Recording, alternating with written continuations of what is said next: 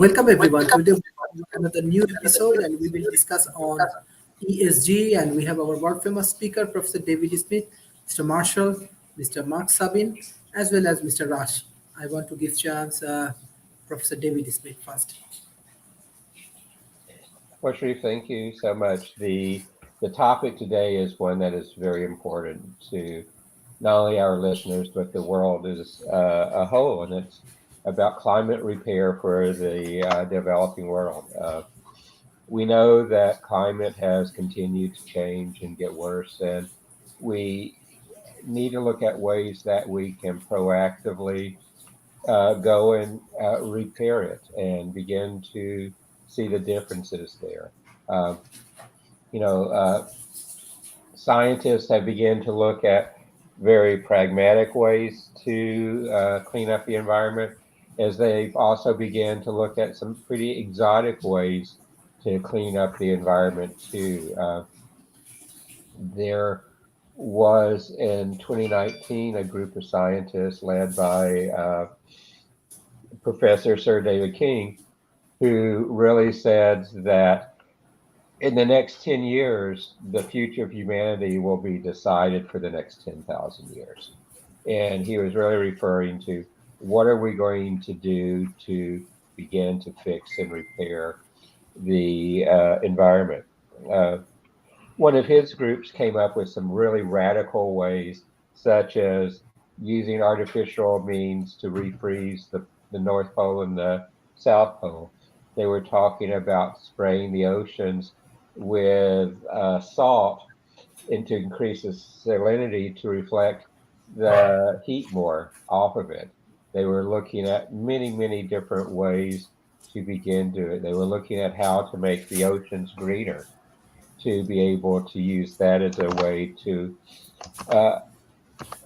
interdict into climate change. But one of the things that we really see is that many of the things around climate change we can actively impact, actively change. Some of the others we cannot, and we're seeing that the current war in Ukraine is an example that is having adverse impacts on the climate that we cannot do a lot about today. And you begin to see it. The war is terrible for emissions. It's terrible for the ecosystem. And it's really terrible for beginning to pull together a global collaboration that can affect change in the climate world. So there's a lot of places there, but our focus today is going to be on what are the tools that we can begin to use, particularly in developing nations, to begin to have a larger impact than we have today. And that to me is one of the ways to kind of set this up and begin to go through some of the other slides and backgrounds for us to use. Thank you, sir. Now I request Mr. Marshall. So, Sharif, thank you for having us again on our series of addressing the climate crisis. And David really teed us up properly. So, Sharif, if you could put up our slide deck to show people what our topics are going to be today. So this one is the lead deck, and it says Climate Repair for the Developing World. This is exactly what David described and in his overview. If we could go to the next slide.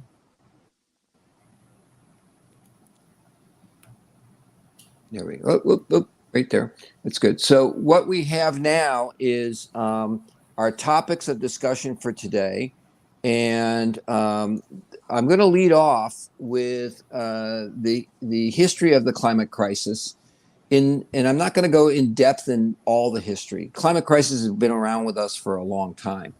But it's in the last 200 years that man has, the humankind has developed technologies based on fossil fuels predominantly and other technologies to advance the development of society.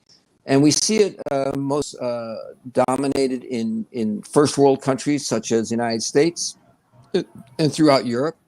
But what we're here to discuss is how is it impacting the developing world? And what can we do to help the developing world mitigate the climate crisis that's coming? The one thing before I hand it off to Mark and Russ, in which we will be talking about the barriers to adoption and then also the global opportunities for climate repair, specifically also in the developing world. I want to point out that yesterday, the the IPCC, the Intergovernmental Panel on Climate Change, that's a UN-based program of scientists, has just published the climate change in 2022, its impacts, its adaptation and vulnerability for the planet. And there's some good news, but most of it is not good news. Most of it is bad news. The bad news is that most of the ability to mitigate what's happening to the climate is already past this point of no return. The good news is we still have a short window of opportunity in which we can make a difference.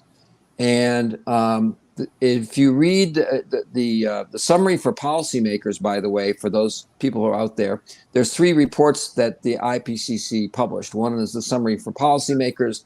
There's the one that shows the scientific data, and then there's the full report. Full report's over 3,000 pages. So if you have the desire, you can dig into that. The summary for policymakers is about 36 pages. And it's a good summary, and it kind of tells you that policymakers need to act now. It's not like where you can go out and say, oh, we're going to go and think about it. There's no more think it over. There's no TIO, think it over. We need to act now. And the reason is time is of the essence, and the science is in.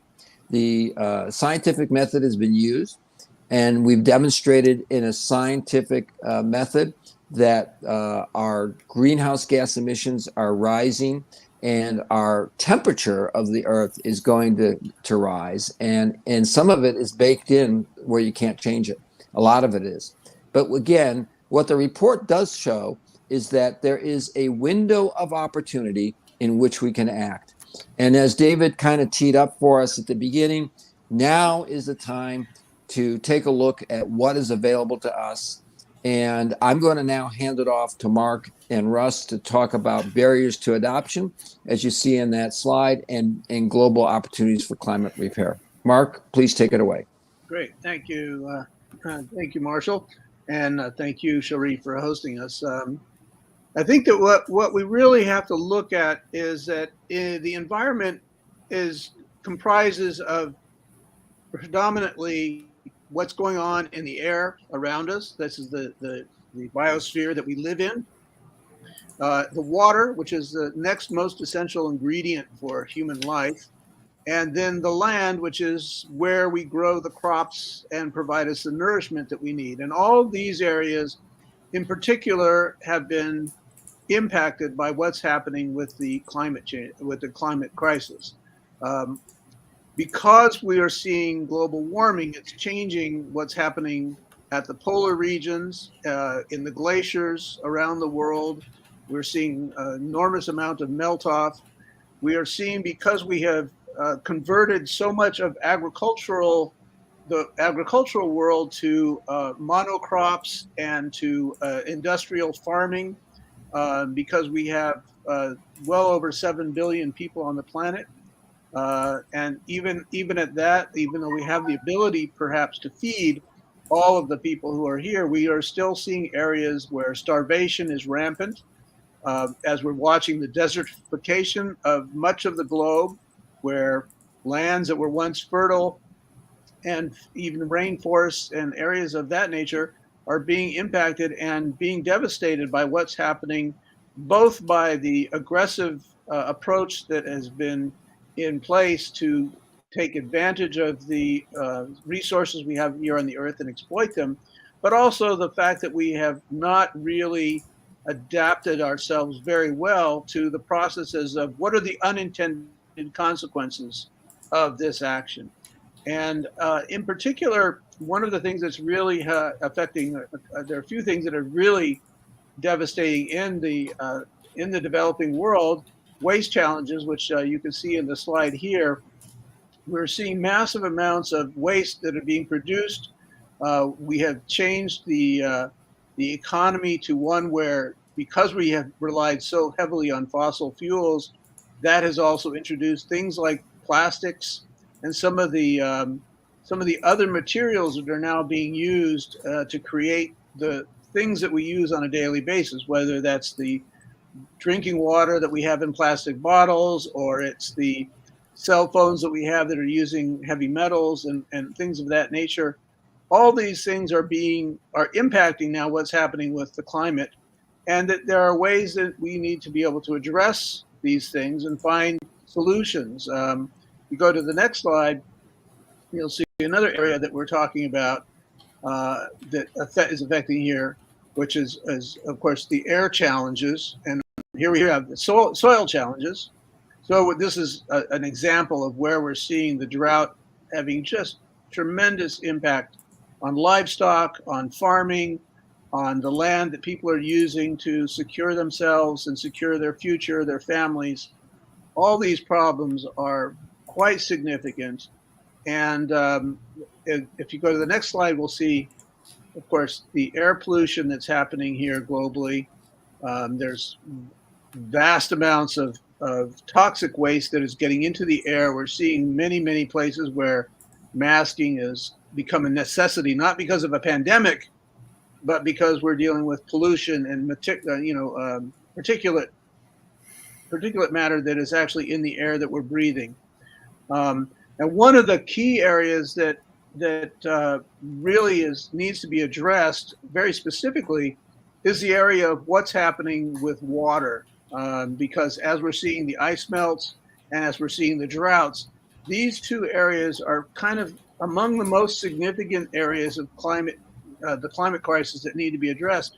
And I'd like to ask Russ Michael to take us through a little bit about the information about what is happening with water, what the problems are, and why this is such an important issue for us to address very specifically. Russ?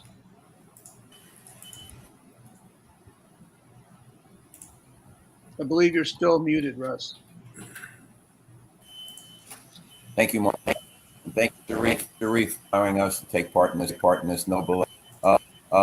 So water stress, global problem. That's getting worse. And what do we mean? What do we mean by water stress? What occurs when the water exceeds the available supply? That's full. Certain times of the year. I think we're Russ, still having some issues Russ, there. you have reverb. More reverb? Yeah, it's echo. You're having an echo on your system.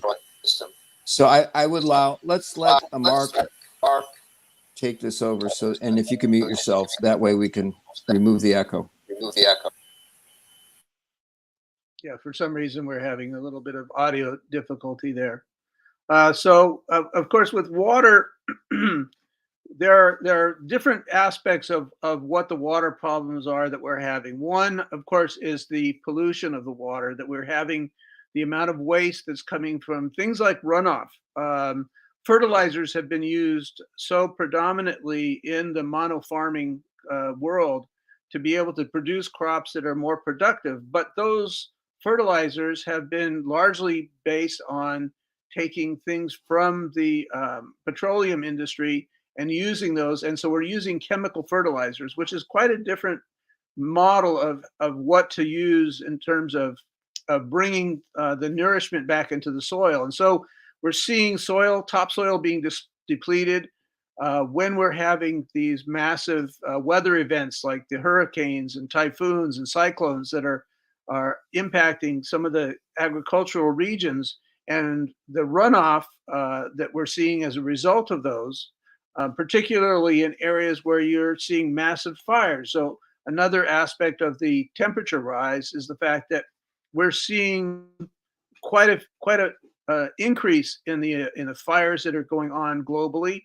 that are devastating then the tree life and the plant life, which is part of what is protecting the soils from erosion.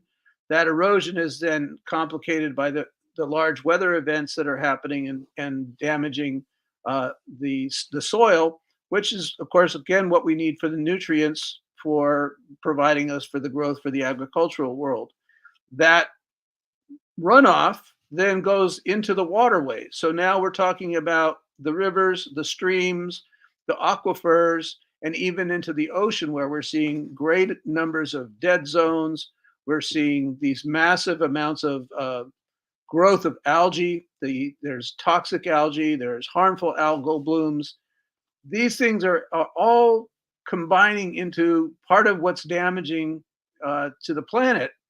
And these are the areas where some of the solutions that David was talking about in the beginning are actually need to be addressed, and where we actually will have opportunities to look at what kind of solutions are actually readily available today. There are a number of different technologies that inventors, that entrepreneurs, that people in the creative part of trying to address these problems actually have now available to be implemented globally in the developing world.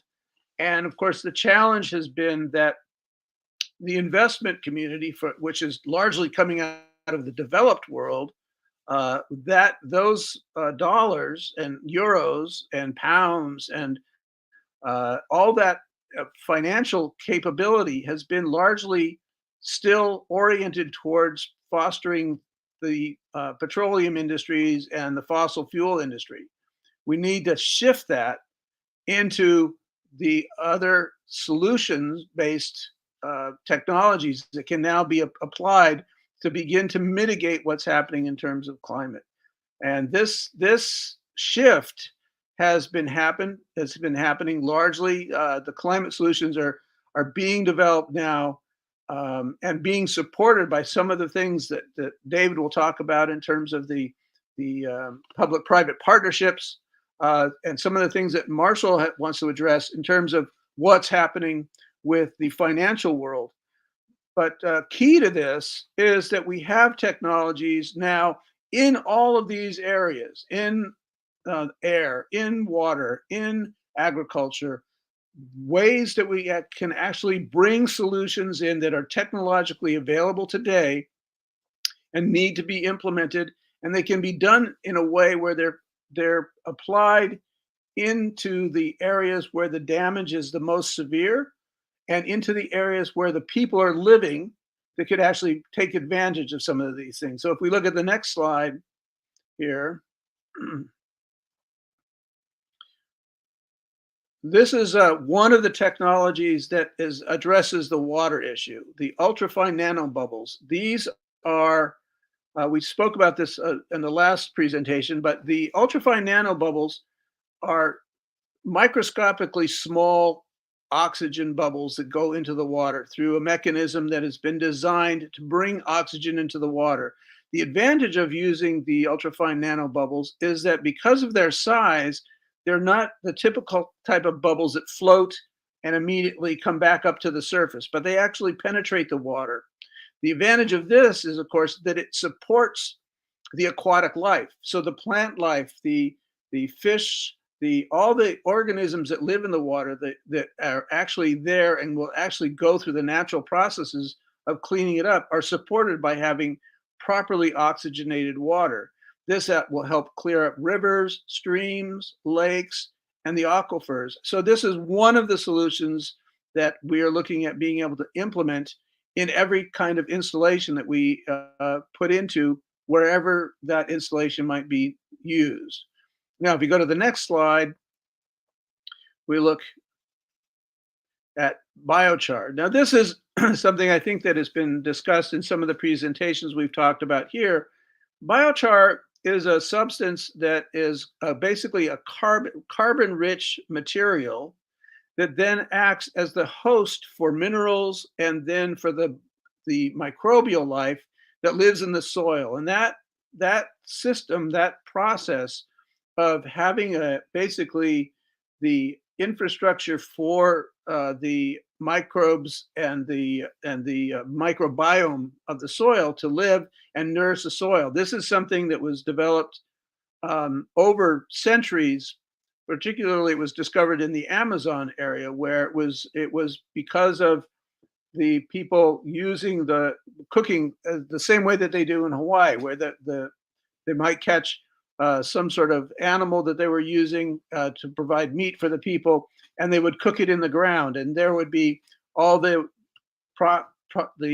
products that were resulting from the cooking that entered into the soil and then became an environment that, as that decaying process happened, it actually began to support the plant life in the area. In the last really, biochar was first discovered over 100 years ago, but it really came into popular use for soil health really in the last, say, 15 or so years, when some of the scientists, soil scientists, and people of that nature were beginning to look at the properties of biochar and how it could actually impact what's happening in planting.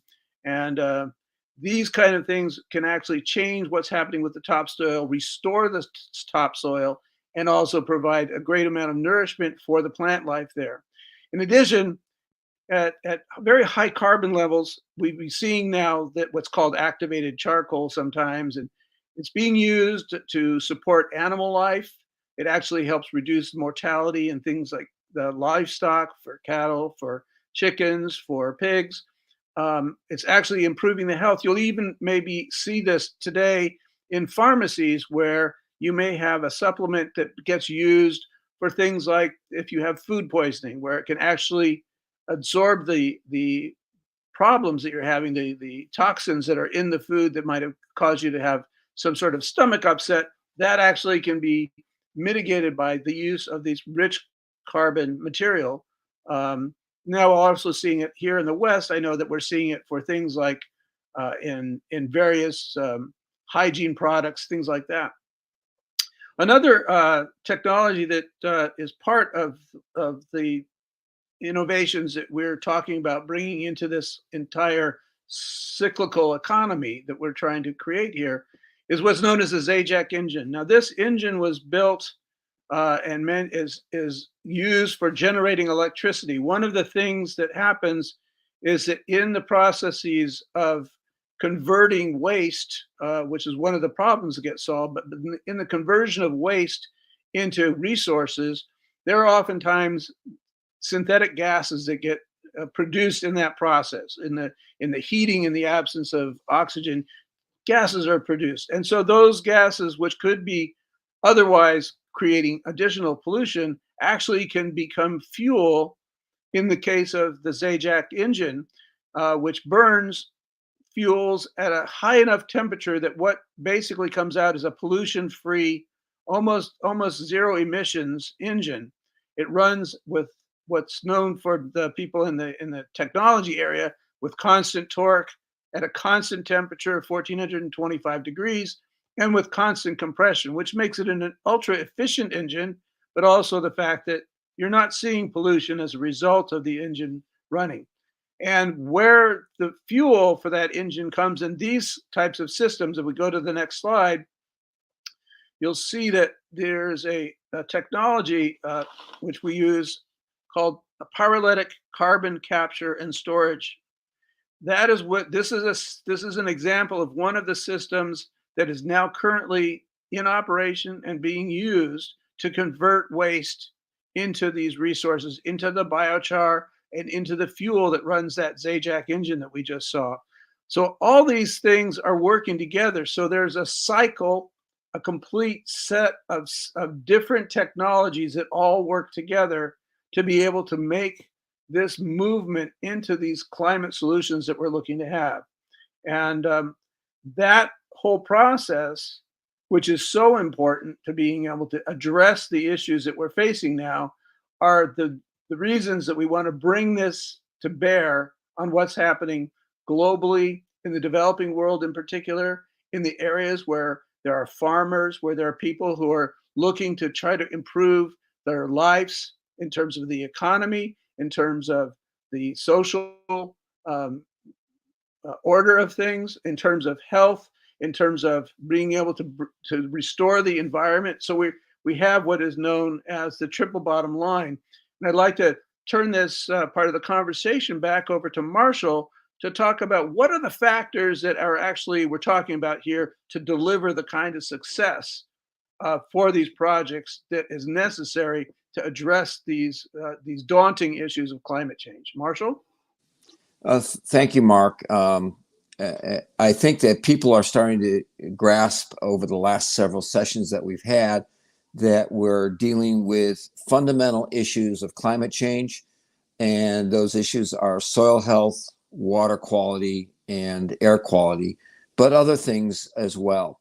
In order to make that a success, we need to have a framework, and the framework we're bringing through the World Talent Economic Forum meets what are called the 17 Sustainability Development Goals of the UN, which includes education, which is a big component of that. And of course, the World Talent Economic Forum does that. It's promoting education, reduce poverty, increase the quality of life of people. And all of this is framed, the 17 goals are framed around the ability to deliver success based on environmental issues. The same issues that I started out the program with from the IPCC report that is right now so telling that it is painful. But the good news is if we follow this approach where we put people first, technology next, environment next, and profit last, we then have what's known as the triple bottom line of people, planet, and profit. In people, we need to encourage and bring to the table talented engineers and developers. They are out there, they exist. We know they exist throughout the developing world. Specifically, we've talked to people in Malaysia, Africa, Bangladesh, India, Southeast Asia, Thailand, Vietnam. People exist with talent. We need to bring their talent to the table, not just to make money per se, for money's sake, or for wealth, generating wealth, but a different type of wealth.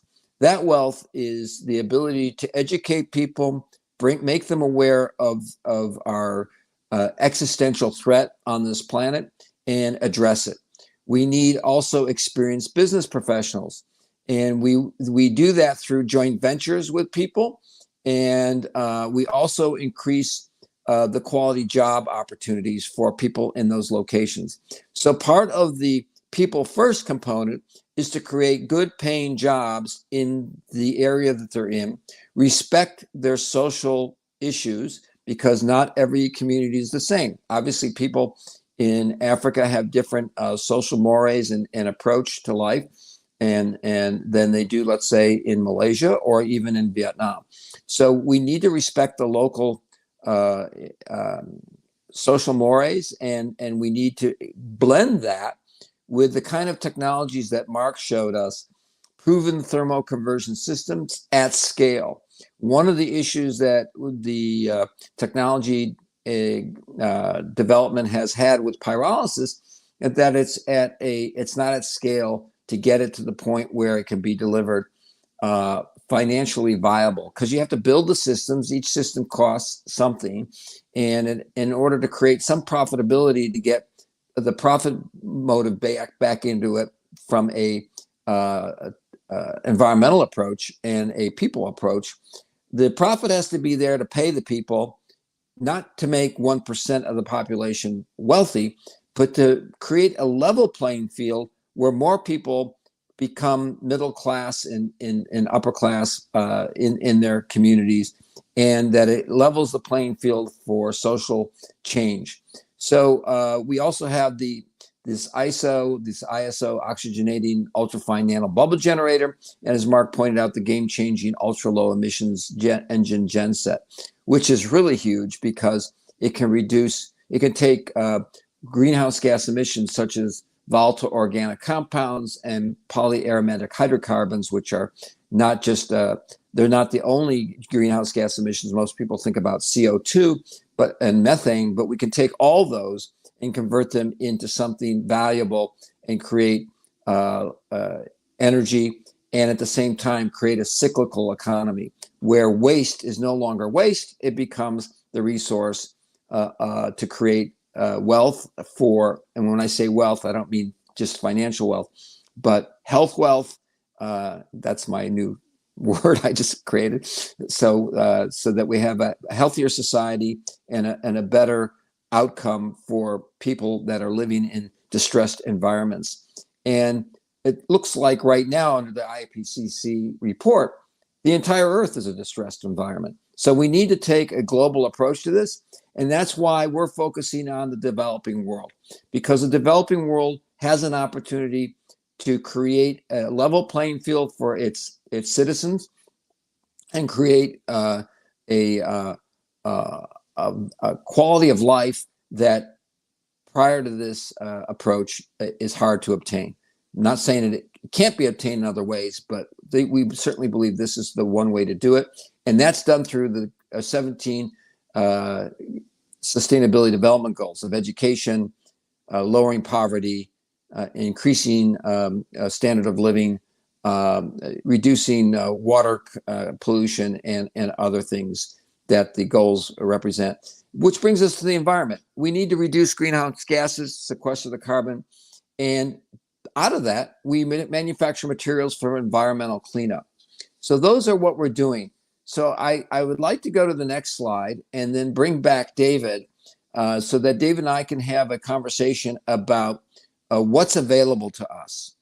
We know that after COP26, the world changed, and there was a group called GFANS. I'm not going to remember what the acronym stands for, but it's a group of people around the world that understand what we just described here, and that time is of the essence, and that the only way to solve this is to fund it, but it needs a lot of money to fund it.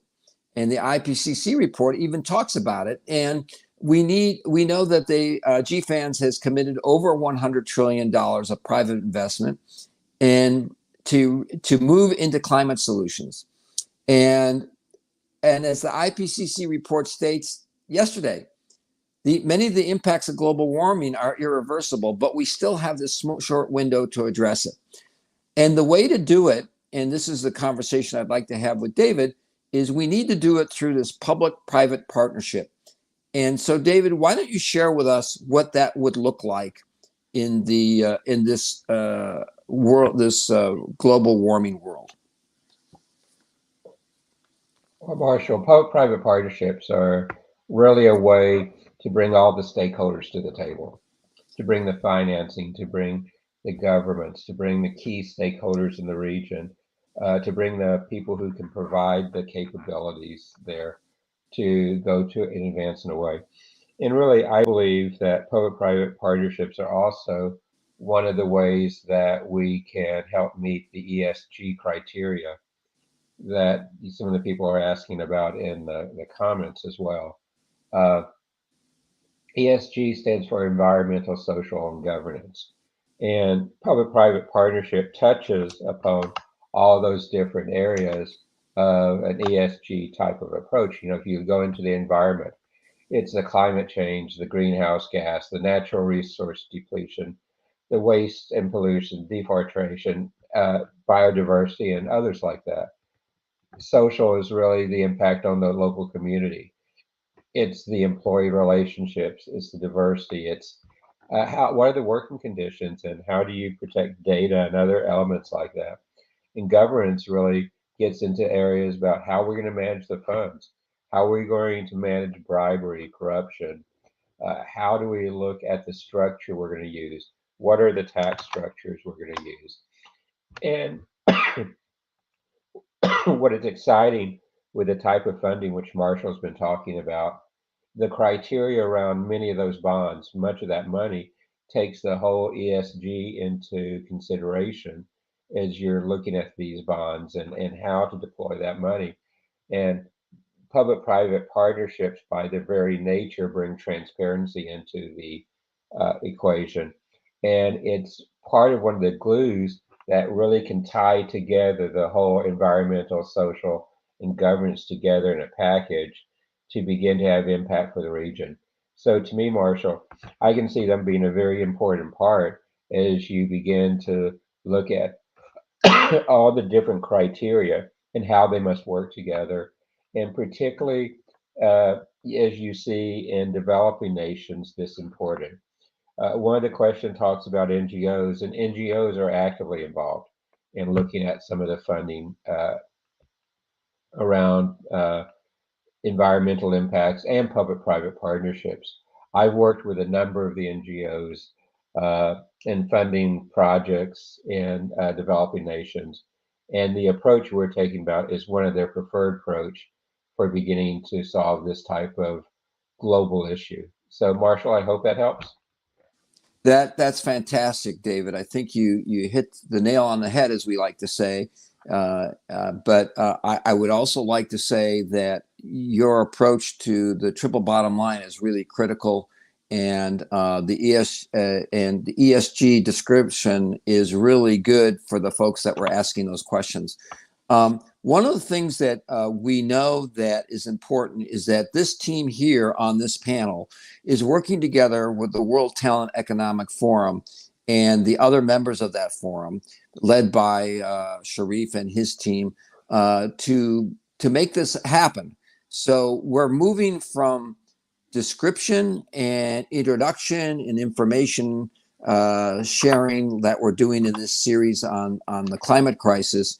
We are now moving towards the point where we're going to reach out to the various developing world banks and institutions together with Sharif to make these public-private partnerships work. But I also want to point out that we can do private partnerships as well, like we're doing right now in the Western Hemisphere. We've got 7 joint ventures there that are moving towards that goal. And though the EU climate bond is going to fund it through institutional investors who invest in the bond, the reason they do that is because it's the climate bond is the only category of green bonds that is actually rated by Moody's, Fitch, and Morningstar. And why are they rated? They rate other things, and people have argued with me about that. But the point is, they're rating it in the green bond category. They don't rate the other types of green bonds because the taxonomy, the rules of the road to convert a brown field into a green field are very stringent. And the use of funds are tracked tremendously, which gives the GFANS people coming up with that 100 trillion plus money a venue to put the money into developing world, both multilateral banks as well as into the central banks of those government of those countries. And so we reach out to Sharif and ask him to continue this process of educating people. I know that we're very proud of the fact that he's got a program in Rwanda to train 100 women, and he's also doing the same thing. Sharif, I believe it's about 1,800 women in India coming up. And so why don't you share with us some of the educational opportunities that are coming down the pike? Sharif, can you hear me? Thank you. Yeah. Okay. Thank you, Mr. Marshall. Thank you for your contribution for World Talent Economy Forum. Actually, as a think tank, World Talent Economy Forum, we are trying to solve the real life problem. We are collaborating with the local ecosystem with the real world's problem. And let's say in India, we are working with the Rotary Club of India. They have 3,200 students. From tomorrow, we start training the 3,000 students, as well as 22 March, we have a special episode like this. We will arrange it. Even in Malaysia, we are working with, let's say, more than 3,000 mosques. We are collaborating with them. And our target is that we need to educate people. We need to offer real solutions. Front end, we have many famous speakers like your team, like Professor David Smith, Mr. Marshall, Mark Savins, and Mr. Raj, and many other speakers from around the world we are joining. Real world, we need many contributory corporations like your organization. So we are working with them, and they are helping us. We are developing projects in agriculture, in waters, in energy sectors, Waste management definitely important. We are negotiating with the government and corporations. We need many good action, especially we believe in people because talent economy specifically focused on people. Most of the organizations around the world, there's events and many think tank, World Economic Forum, always they focus on uh, I believe in two areas. Number one, investment. Number two, technology. But in many points, they forget that people is most of the important thing. It's actually who innovate the technology. It's people. Who actually investing money. It's people. Even who how we can solve the problem. It's all about people. So we are actually focused on the people and people problems, and we are solving these things. And I believe already like many governments and corporations, NGO, they are also start to believe in that way. Let's say yesterday you see the Singapore governments, Jackson, everybody collaborating with World Talent Economy Forum. So fact is that we want to create a better platform for people. We want to create a better opportunity for people, and we want to develop a better future. Major things actually, even the developed world, I request everyone invest your money, your time, your energy, your knowledge to the developing worlds. There are many problems. Always believe that developing nations has lot of problem and they need lot of solution. There is a problem like water problem, waste management related problem, air problems, educational challenge, healthcare challenges. So do not invest your money for wire. Do not invest money for unproductive research. Better invest for people, invest for solution. It will give you good return. I Thank, can remember that this kind of returns actually give you a better world. That is the commitment for World Talent Economy Forum. We are bringing more effective collaborations, but definitely we have to do a lot of work in offline. So I want to invite you all in Asia Pacific. Thank you. thank you, Sharif, for framing everything through what we need to do. And this is why we are working together with you, because your focus has been people first. And unlike the other groups that are good and developing technology and financial uh, capabilities, we believe that we need to put people first, planet next, and then profit as well. One of the things that I would like to frame for all of us, and first of all, I want to thank all the people who participated today. I do apologize for Russ's technology issues. We're going to iron that out and get him to talk because he has a lot to contribute. His knowledge in the area of water and other issues is significant, and I'd really like him to share that. But we'll work on that and get it fixed. In the next session that we're going to be talking about in the next few weeks are several subject matter and topic matters that are related and drill down a little more into what all this panel has been talking about.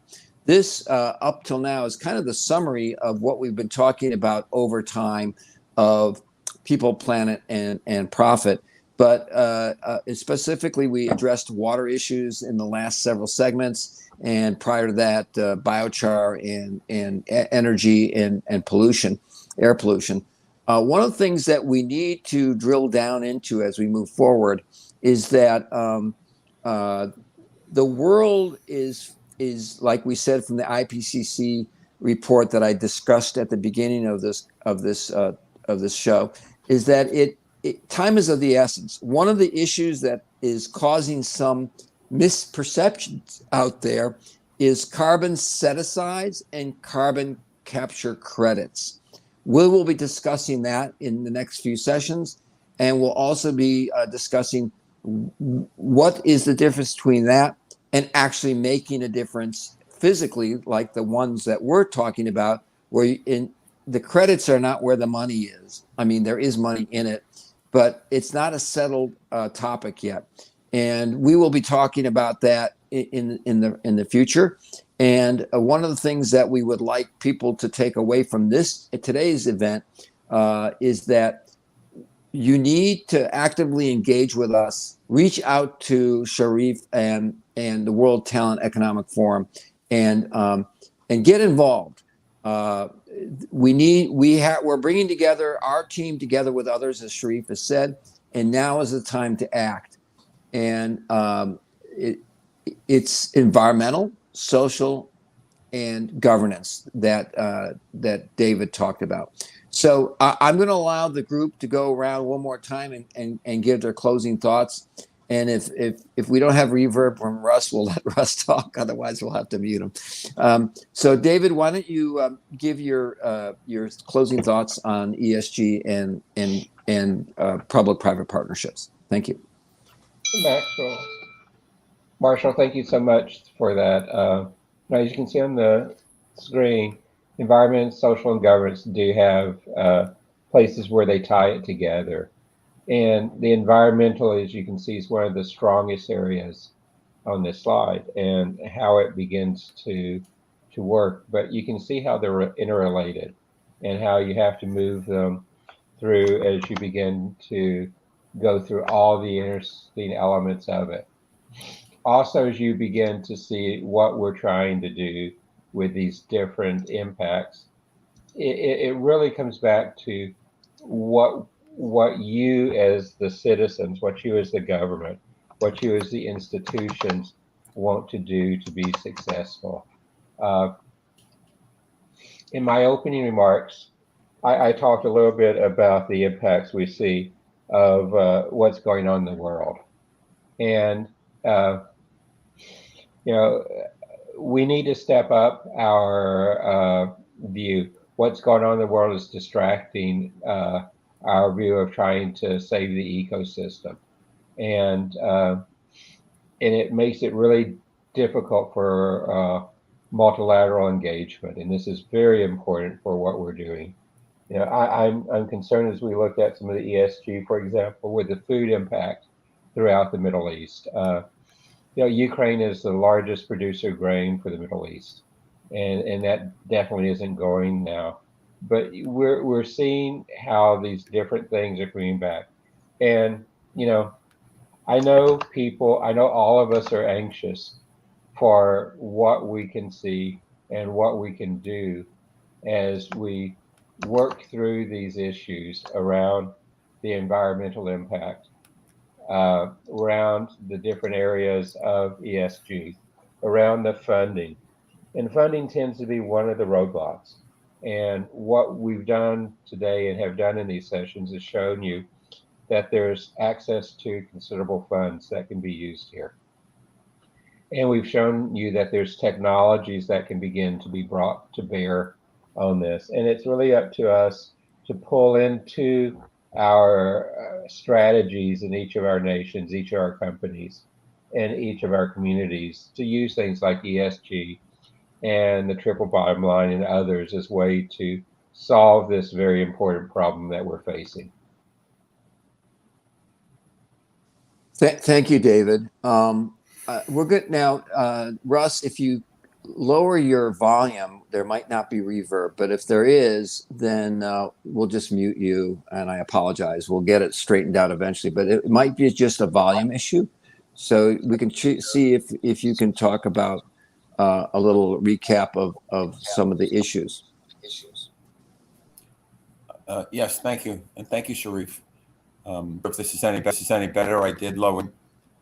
All right, maybe it was. Well, we covered a lot of ground, and certainly water is a huge part of that issue. The clock is ticking. We tick to act. There's no question of this technology that we end to make ends happen. Regarding water, the popular consensus, 70% surface covered with water. That's true, but 97% of it is salty. That gives us 1% of fresh water and 2% at the poles, frozen. So all of humankind gets to rely on 1%. 1%, 70% is used for agriculture. What's left, 19% is used for fuel. And that means all of humankind gets 11% of that 1%. Add to that the pollution. So grim.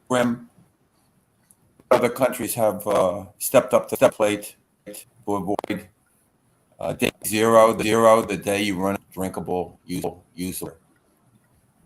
And we have all of this available, this technology available to mitigate this.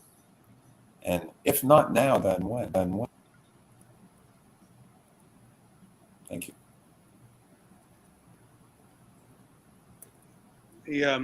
I wanted to add to this. I mean, one of the issues that is so important that Sharif has really been dealing with, and what the whole world Economic Talent Forum is so important for, is the fact that we need to be able to deal with issues such as what's happening in terms of things like corruption, things like greed, which have been so much at the forefront of what's happened in the world of investment and financing.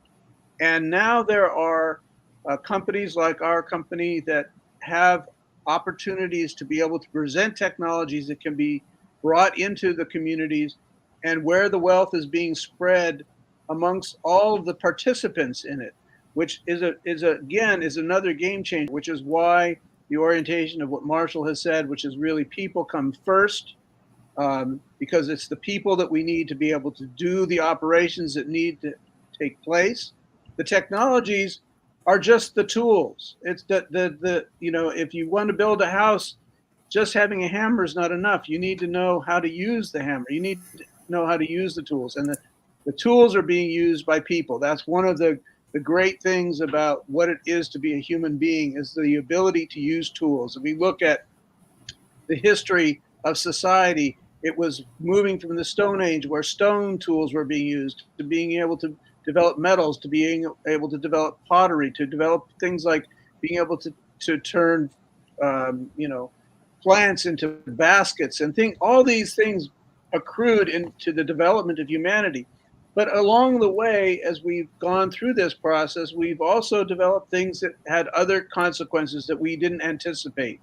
And there's no reason to sit there and bemoan the fact that we use those different resources in the ways that we have, because they've also brought us to the place that we are now, where we have the opportunities, where we have this world communication. Without those tools, there would be no World Economic Talent Forum on the internet, because there would be no internet and there would be no ability to communicate in the way we are. So we need to be able to address the fact that the world has changed in the ways that it has changed, making the problems that we're trying to face, but also has providing us with the opportunity to present the solutions.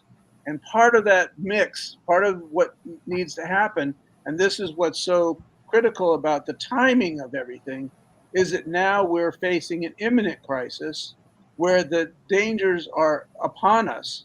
There's no time for us left to waste in the debate about these consequences, but we actually have to take action. And this is what is really key about these conversations, is because as the communication is open, as this forum has making information available to the broader public, particularly in the developing world, the people who need to take action are getting the information they need to take the action. And part of what we're presenting here is that there are very specific actions that can be taken, and that there are participants who are willing to back the opportunities that we have, that are willing to provide the funding. There are people with the expertise, people like David Smith, who can actually help formulate the policies and the necessities to be able to bring these types of private partnerships, public partnerships into being. That we have the education, the people in education like Sharif, who are teaching people what's possible, and all the people who are here, who are the audience, who are asking the questions, who are providing the feedback for this forum to be able to move out and be able to reach out. It's about the dissemination of this information to the broader public, to where the people, where the decision makers are, who can actually go forward and implement these opportunities in a way that's going to impact what's happening to our planet today and what's happening down to the neighborhood level of what's happening in each person's life. And that's really, to me, what these discussions are promoting, and what this work is that is so important that we get this done as soon as we can, because now, as Marshall has said time and again, time is of the essence. We don't have time to delay bringing these solutions into the world. Thank you, Mark. I think that is a really succinct approach to what we're doing. I personally want to thank Sharif for having us here. I'm sure he may have some questions from the audience or his own questions to share with us. But before we go to that, I just want to reach out not just to the students out there that are watching this, but also the business people and the policymakers, as well as the bankers. There is a method to reduce risk, and we're improving it all the time, to bring the funds to the table. The funds are there. The issue is, how do you mitigate the risk so that the funds are used appropriately? We have that mechanism. Reach out to Sharif. We'll set up meetings with you, and we'll explain how that happens. And we hope that you all participate in each of your countries. There is room for all of this in every developing world country that we touch and reach out to. Sharif, do you have any other questions, or there's any other comments that you want to share with us as the host of this forum?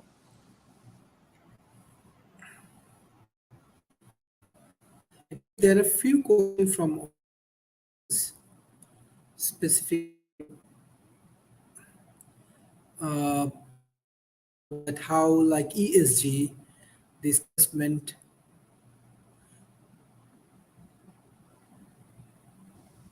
Yeah, I see that question. How environment, social, and government work together, criteria work together.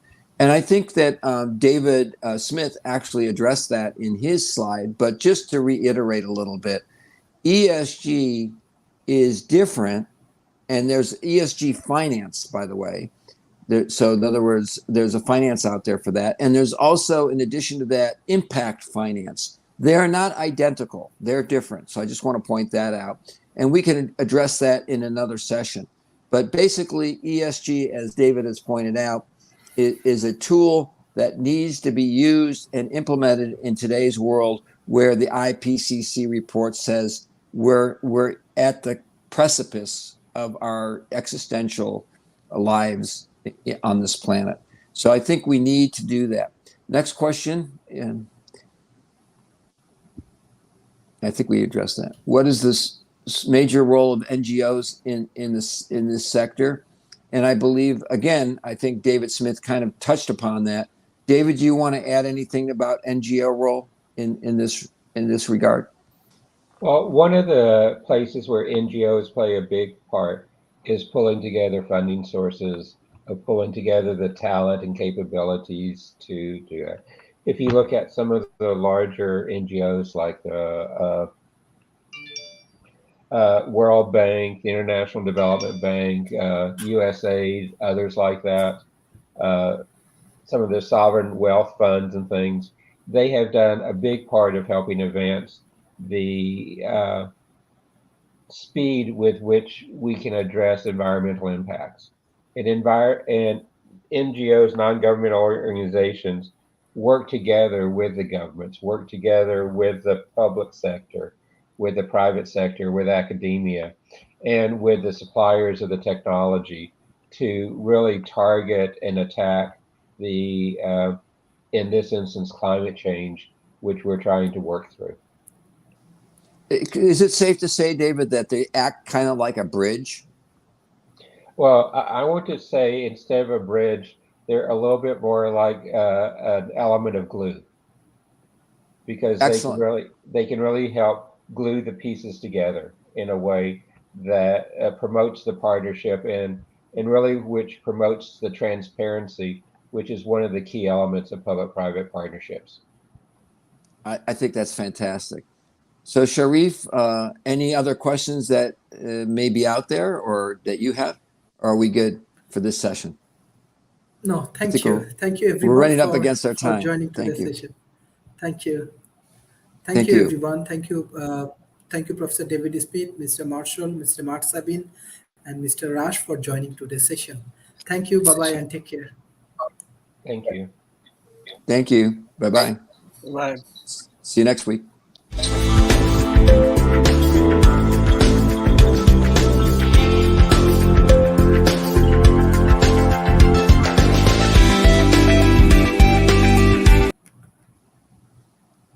Well, I thought that went pretty well. Do you?